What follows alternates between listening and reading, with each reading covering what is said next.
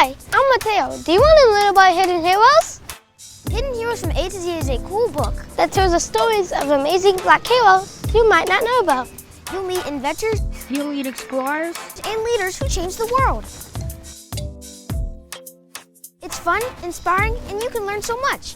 Get your copy now at hiddenhistorymuseum.com. Let's discover our hidden heroes together.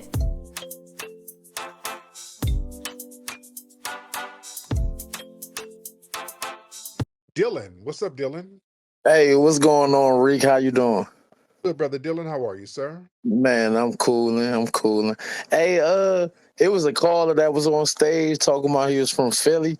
Man, I ain't even gonna hold you. Look, I'm from DC and we got enrich lineage with Philly. Like he don't sound like he from no damn Philly. He from the outskirts, or he might not even be from Pennsylvania, period. I don't know. He sound like a tether.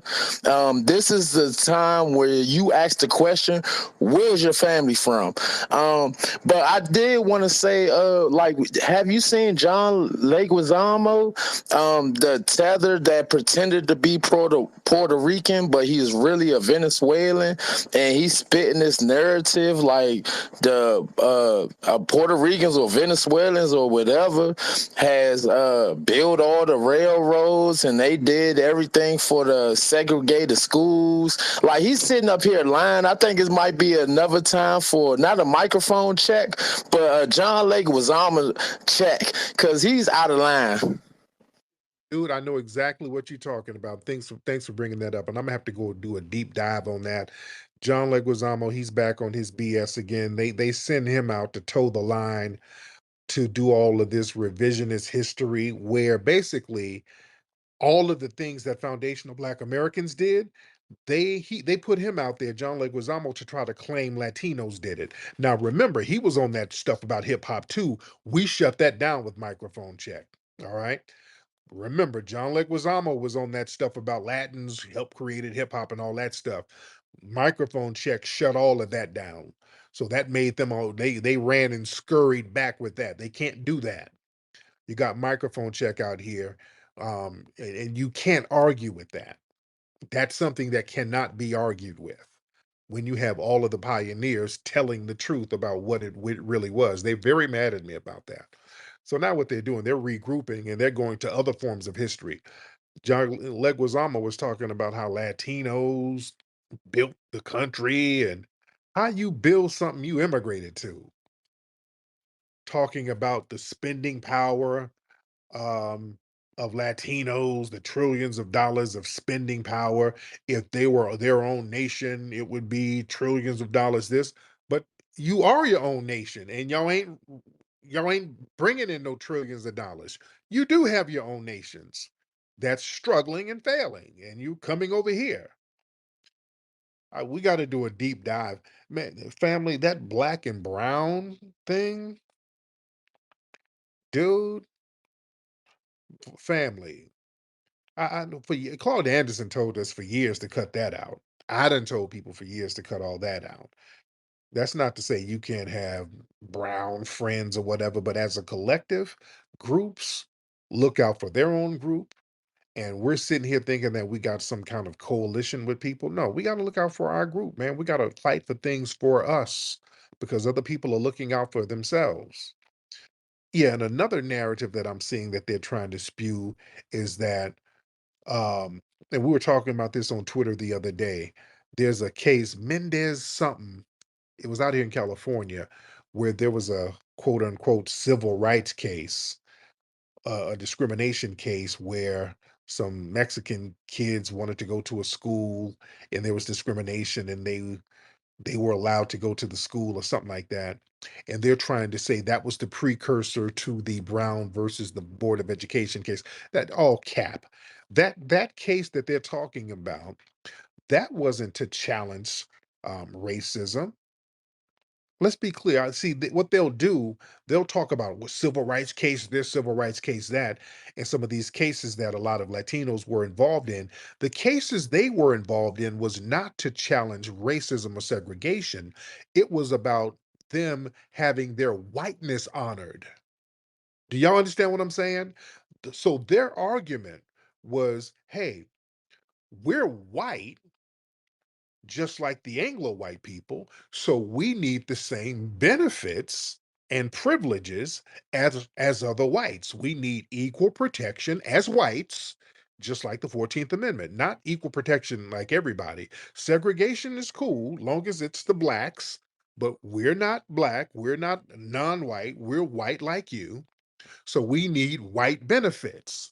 That was their argument. Don't let them tell you anything else, family. Anytime you see the Leguizamos and all of these people talking about some civil rights legislation, you stop them right there. Don't let them get that lie off. Dr. King and all of us, our family, they were talking about let's take race out of all of it. That was their thing. Our brothers and sisters in the civil rights movement, the black people, were like, hey, let's take this, let's not do anything that's race based. Let's make everything equal for everybody. Everybody can go to a school, everybody can eat at a restaurant. You understand? Let's take the racial quote and immigration. Take the racial quotas off. These racial quotas you got about black people, take them off too. Everything is going to be equal. You do the 14th Amendment like you're supposed to damn do it. That's what we were on. The Latinos were like, nah, discrimination is cool long as it's not us because we're white. Wink, wink, wink. And some of those Latin organizations, they told the black civil rights leaders to kick rocks. Don't let them rewrite history. LULAC, that organization, they told the black civil rights leaders and the movement, we ain't rocking with y'all. The Negro has his own problems. They ain't our problem. Don't let them rewrite no damn history. Do not let them rewrite history, man. So yeah, this is why it's very important to check the Leguizamos and all of these people when they put these narratives out trying to revise the truth about history. Park Avenue, hop on, brother. Appreciate it. One last question I want to ask is, as we head into the next 31 days, obviously November 5th coming up, I wanted to ask what the implications of a new person in the Oval Office, prospect of that, seeing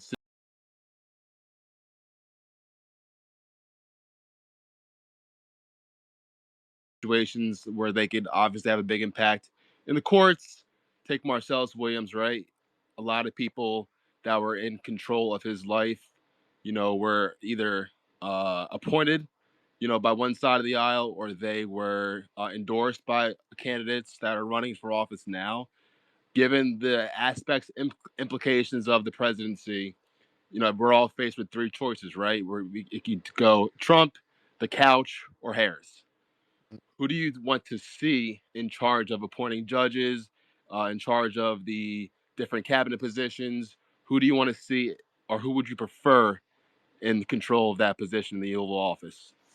Again, man, when you got a choice like we have, and it's not really nothing about black empowerment on the menu, the couch is looking pretty good to me. Now, when we talk about what happened to Brother Marcellus, the brother who got executed out there, who was innocent, he was an innocent brother, and he got executed. People were like, it was Trump's appointees that did, oh, Trump's appointees, Trump's appointees. Biden and Harris are in office right now. They didn't speak out against this. They didn't stop this. They didn't say anything about this. So Are all there of any legal procedures that you know of that could have stopped this in a state case from man, let the me tell you government? do the president, the executive office, they got power. They can punish the state for certain things that they do. They got power. They can shake the damn table and make some shit happen. When they want to speak out against something, or when they want to make something happen, or if they want to make a state do the right thing, they can get up there and say something and be like, hey, look, some of these, the budget that we are going to allocate to the state, we're going to hold off on that budget if you're doing some stuff by harming innocent people. They know how to stop things. Their hands Is are there not. any precedent for that in the last, let's say, 20 years? Like, have you seen a president say you will not get money or you will not get this if you do not do this? But they kind of did that with um, the crime bills. They were kind of doing that with the crime bill. with Biden and those guys, and Clinton, where they would incentivize the state by allocating a certain amount of resources to them to do these three strikes and all of that. So yeah, they dangle money, man. They dangle money to the states all the time on a federal level, but then say, well, the state can do what they want to do. It's the state. I mean, they can do what they want to do, but on the back end, they're dangling that federal money at the state. Like, okay, now we got this money for you to do the right thing, wink, wink, wink, or you can not do the right thing. So they play those kind of games. But So when but when referring to the crime bill, given that it was a legislative bill made by Congress, right? Congress put in the law that the president can, you know, give out this and that depending upon what you do. Again, is there any kind of precedent that is regarding something outside of a legislative bill that would allow someone, a president, right, to pick and choose, when to give out money or when not to give out money in order to push a, agenda or goal or whatever it could be? Yeah, they do it all the time. Look, the Like, president I'm just them asking a specific, right? Like, is there a specific case that you can think of that you can say, okay, they did it here in the last 20 years, they can do it now? okay, I just talked about the crime bill and I said, oh, okay, I've already said that they use federal dollars to incentivize a lot of things with these crime bills. I don't want to sit here and just go on and on. I'm okay. I don't want to go on and on about some of the laws and things. Are you saying that the president's office is powerless to do certain things? Are you saying that? No, I mean, look, I think that the biggest thing at the end of the day, right, is that biggest, we have separations of different legislatures, we have checks and balances. But I guess in my opinion, or the way I see it, right, take for example the student loan thing, right, the student loan forgiveness. The courts in the states are obviously, certain states, certain courts are working their ways to prevent it while the president wants it. And if he can't even get past his own ability to use the executive orders to do so, right? It's something that he wants to run on, something that he talked about a lot, right? What makes anybody think that he could have stopped this? And I guess the best, the closest thing to stopping it were the three justices that were appointed to the Supreme Court by President Obama and President Biden, who voted to stay the execution and voted to actually keep him alive, whereas the people who were appointed by President Trump and President Bush voted to kill him, right? So there's a clear difference in who was appointed to the judges. And to me, I think that's the biggest case for why, to get out there and to do something, because there's clearly a effect of putting someone in the Oval Office who has the ability to put in judges, to put in, other positions to prevent certain things from happening. Cause, these judges don't get there from nothing, right? The president Mhm. appoints people, the Senate approves them, they vote on them, and they get put on these courts. So are you or sound like you're going to vote for Kamala and Walsh, right? I don't know who Kamala is. I'm voting for Kamala. Oh, okay. So I'm assuming you're voting for because anytime somebody does that, what you just did, they're LGBT. Don't no straight man do what you. So you're voting because of LGBT rights, No, correct? come on, man. Come on. Let's be That's real. an insult, brother. Ain't no straight. Don't no straight man do the whole corrective My pronunciation. my name is a Swahili name. One thing I hate is when people say it wrongly. So I'm just gonna correct them No, other people. that's something that any dude, most of the dude, let's be real, and this is not an insult. Most of the dudes who stump for Kamala are extra fucking sassy. And that's not an insult, but that's All right. Well, getting back to policy, right? I'm not gay, but oh, getting back to so policy. with that being said, I'm assuming because they are very pro LGBT, Kamala and Timothy Waltz, so however y'all want to pronounce that dude's name, Timothy, they're very pro LGBT. And I think a lot of people who are part of that movement are very incentivized to support their policies. I What? wish they would say that and instead of dancing and walking around the block with all of this other stuff. I All mean, right. look, if you're a white supremacist, you're gonna be supporting the other side, right? It just makes sense. Well, hell, What makes you think Biden ain't white supremacy? Biden's not running for office though, so I don't have to worry In about office, he's already in office right now. right, but he's not running for office, right? So that's not one of the choices. Yeah, but we already got white supremacy in the office right now. So what's the difference between current white supremacy and future white supremacy? Well, That's the the question. option, one of them, it was not white supremacy, right? He's not running again, so that's not the prospect. But we already got white supremacy in the There's white. always going to be it. Also, There's then always with and then with Kamala, we'll get white supremacy with a brown face. Okay, because she ain't gonna do no. nothing, people. I don't know. I mean, if you're working right now, your 401ks up pretty heavily. That ain't because of them. I think it definitely has some impact from the bills that they passed that goes directly into the private markets. Consider, Yeah, yeah. considering the companies So, not all public right, so, had so from it. we're talking about lift all programs. So yeah, these are these lift all programs. So We if we're talked gonna about so it if we're gonna lift all program, we might as well vote for the couch. If we're getting the lift all program, because if everybody's gonna benefit, then hell, I stay home. I want something black specific. If I'm gonna get a lift all program, I might as well lift my ass on the couch and stay home. Do you Yeah. think that 2 billion for the black farmers or the billion Oh, for oh, like man, the black good? farm nothing. The black farmers they slipped in the word minority, and they let everybody and their mama get some of those. The Black Farmers Association approved of it. Does anyone Uh, know? the Black Farmers Association, they were been fighting for that for the last 20 years, and then they slipped in minority.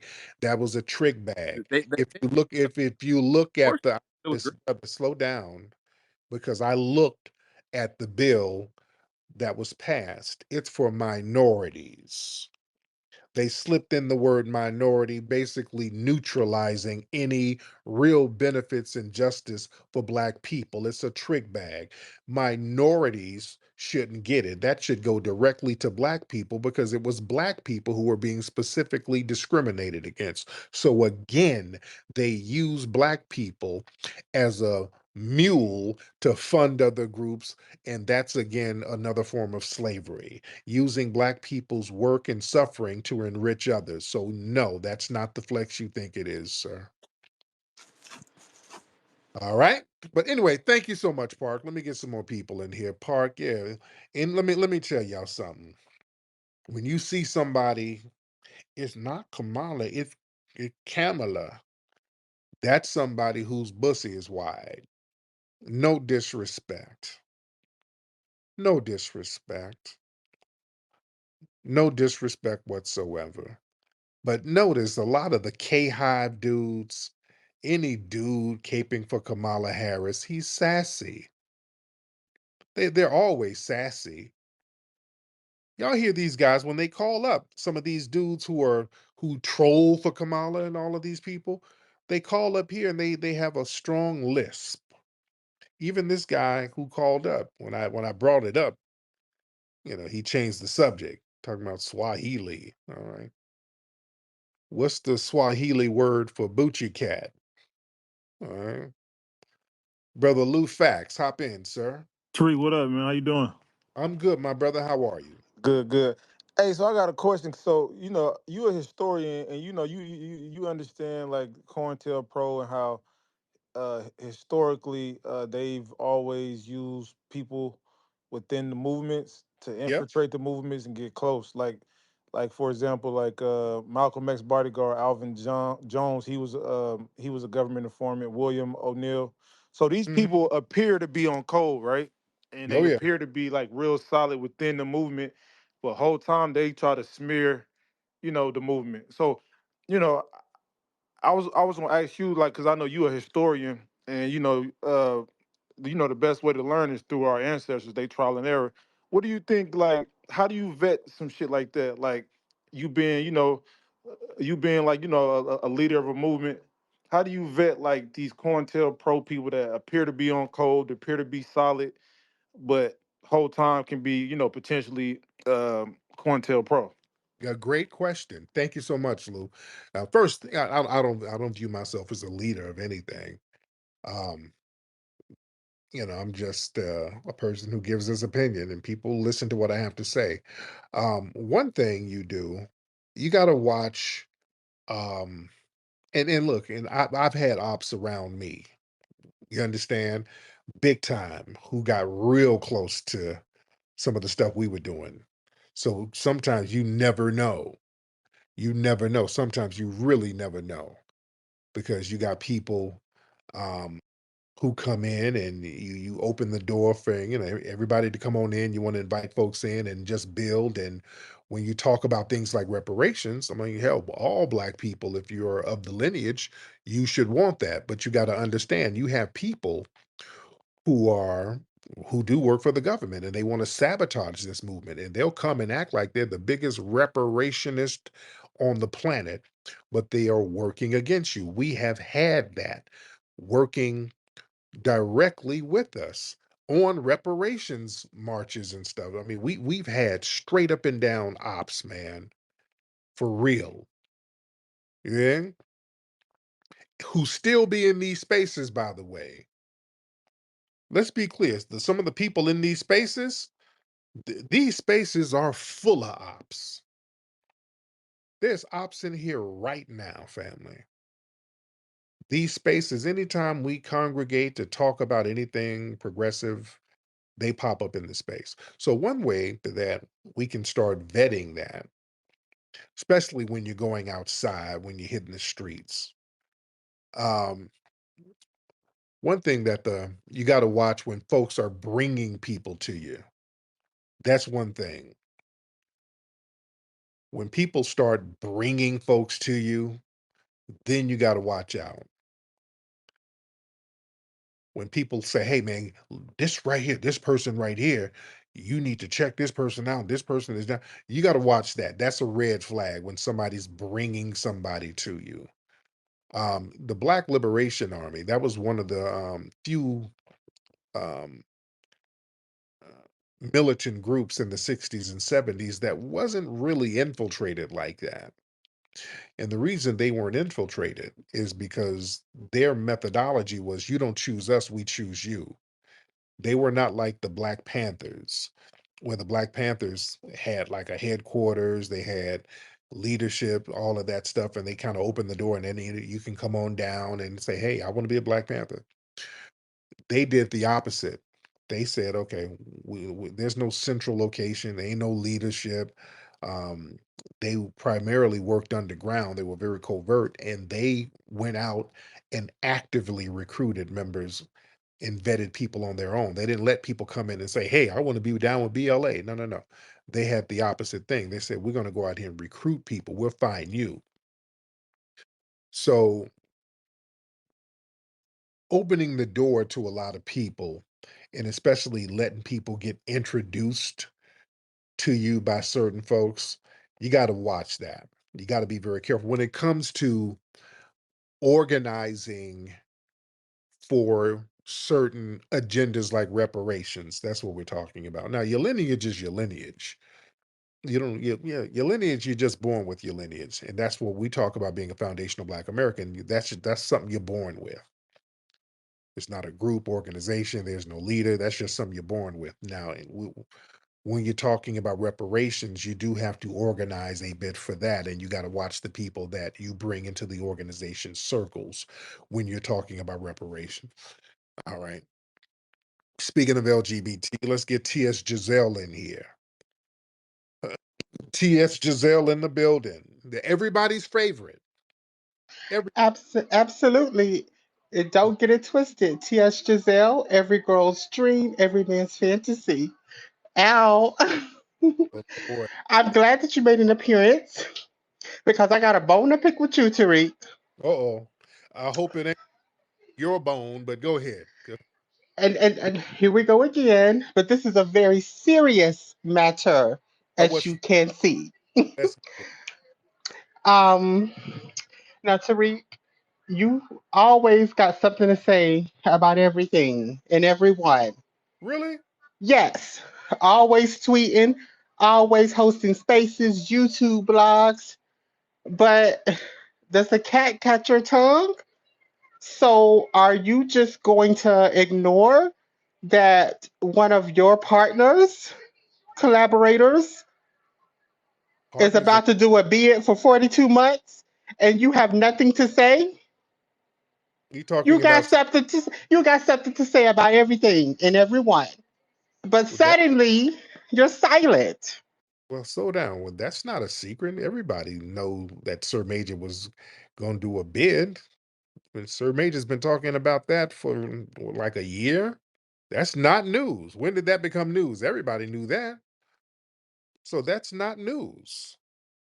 Everybody knew Sir Major was going to do a bid in prison. It's oh please, let's not.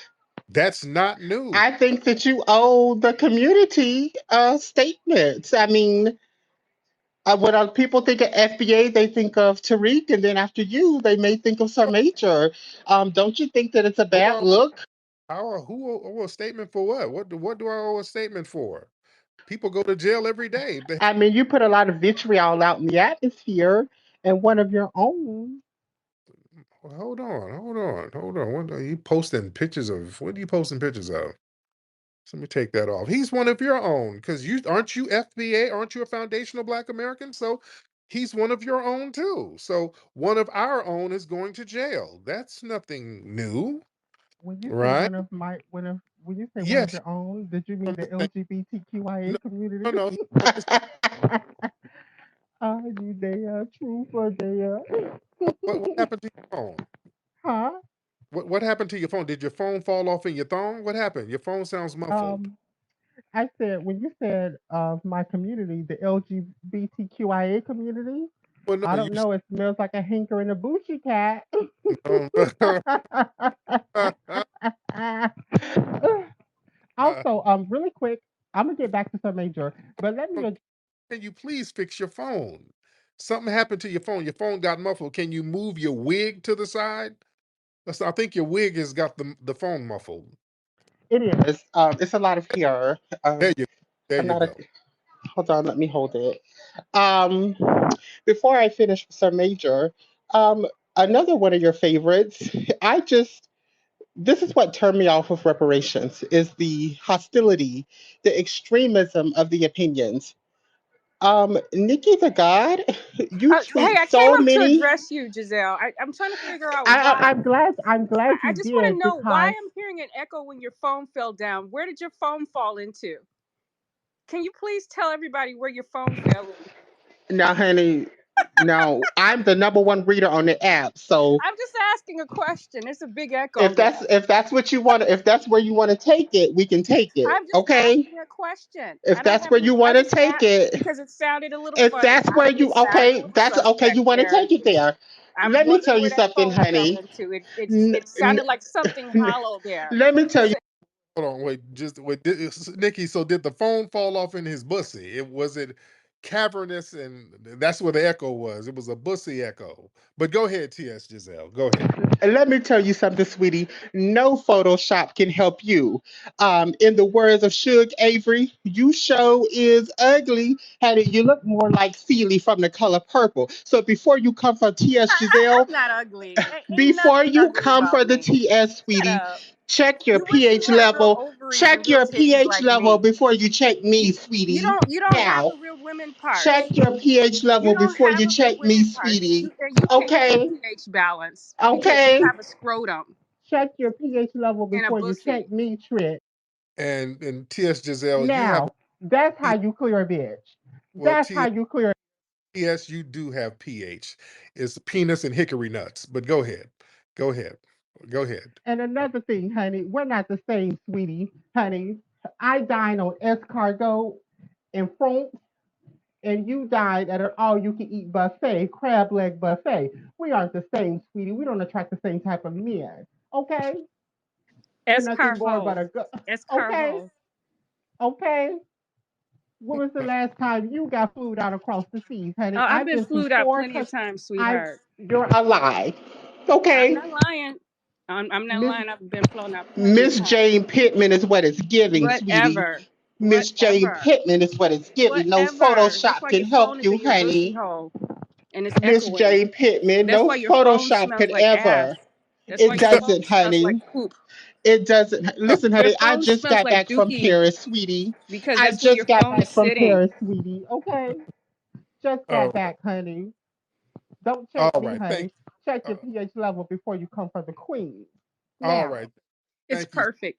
Have a good day, Flex. Thank you, dear. Thank you, dear. All right. That's funny. That's funny. Oh, man. Um, in Kentucky, did y'all see the story? This was in Kentucky. And they had this on like TMZ and the New York Post. In Kentucky, there was somebody was hiking and they got like some clear camera footage of Bigfoot. Did y'all see that? This was in Kentucky. Y'all Google that. This happened in Kentucky. They had like they were walking through the forest and they got clear footage of Bigfoot and um I think they had to retract the story because they found out it was T.S. Giselle taking a nap at a park. So they had to retract the story from what I heard. But it's very interesting. These type of things go out there. So let's see. Who is this? In INT. All right. Let's get brother INT in the building. INT, hop on.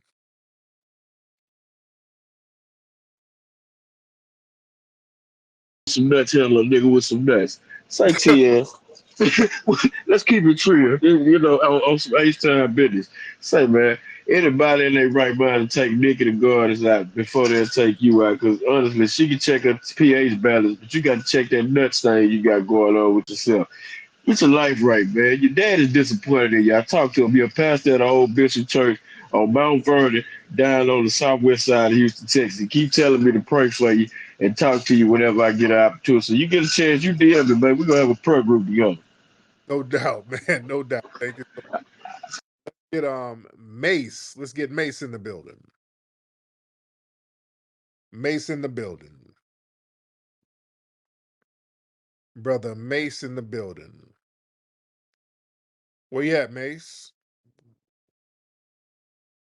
All right. Mace ain't saying nothing. So let's get we'll wait on Mace. His phone look like it's not connecting. Let's get Elevation Allah. I ain't heard from you in a minute, Elevation. How you doing, brother? Brother Elevation. Where you at, man? Uh-oh. Something happened, Elevation. I don't know. Let's get let's get I want to get some new faces in here because we got a lot of folks. I want to get some new faces in here. How many people in here right now? Okay, we're in here deep. Shout out to the family that's in here on this lovely night. Shout out to Sister Brooke. I see you down there, Brooke. See Sister Brooke. Everybody give my Sister Brooke a shout out. We don't know the beginnings of rap because as long as our music has been recording, people have been rapping. The disco DJs separated themselves from us. We were the next generation coming up with this thing, and they was like, what's this little hippity hop thing? The first time I heard somebody spit a 16 over a break beat was probably Melly Mel. The Melly Mel sound that you hear today, I got that sound from Hollywood. I was doing this same form of entertainment long before it had a name. A lot of the gangs were fading out by the time hip-hop came in. A lot of those gangs turned into crews. As far as influencing hip-hop, I saw no Puerto Rican or Jamaican influences whatsoever. I started breakdancing in the 70s. When rap and hip hop was all black, it was negative. Now that it became a big phenomenon and corporately acceptable, now there's this need to take foundational black Americans out of the creation of it and give it away to other people. And it's important for us to set the record straight.